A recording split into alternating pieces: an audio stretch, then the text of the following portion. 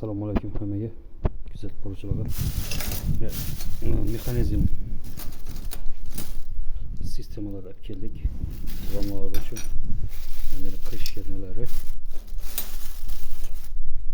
Bularda boshqa obishni petlarga hisob qaraganda bularda afzallik tarafi kuchli.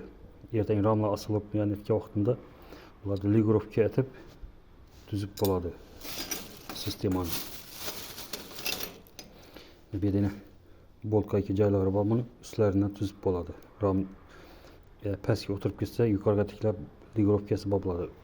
360 gradus harakat bor bo'ladi ramlar nelarida quloqlarda. Boshqa nelarga qaraganda. Oddiy bir tajriba usuli. Bir de rezillarda zichligi sifatli. Arka quloqlarda bu darajada tutib berib bilmaydi u. Mustahkam. O'rnatilganda pastki ham yuqori petlar deb aytiladi. Buni обычный открывание. Bu mexanizm emas bu. Quloqimiz обычный открывание aytiladi. Rezillarda zichligi shunday. Shamolda issida boshqa ramlarda sikirishda boshqani aldan olib beradigan vajlar shu birinchi navbatda. Rezinka qismlardan boshladik.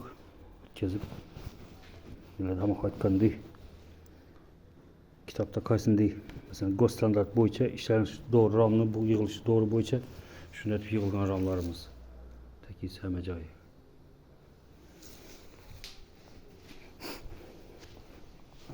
Bende qo'shimcha uskunalar hamma joyda ramni ertang o'rtalarına stik berib shamol kirishni nersini eldan oladi bular.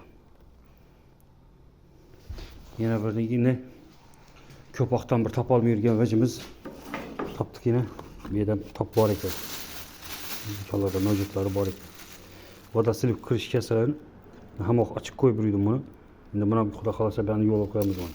Kirishchalarni qistirib joyini. Bu ramning orqasındagi to'shaklar endi ochiq qolmaydi banda. Hammasi chiroyli bo'lib turadi ramlarimiz.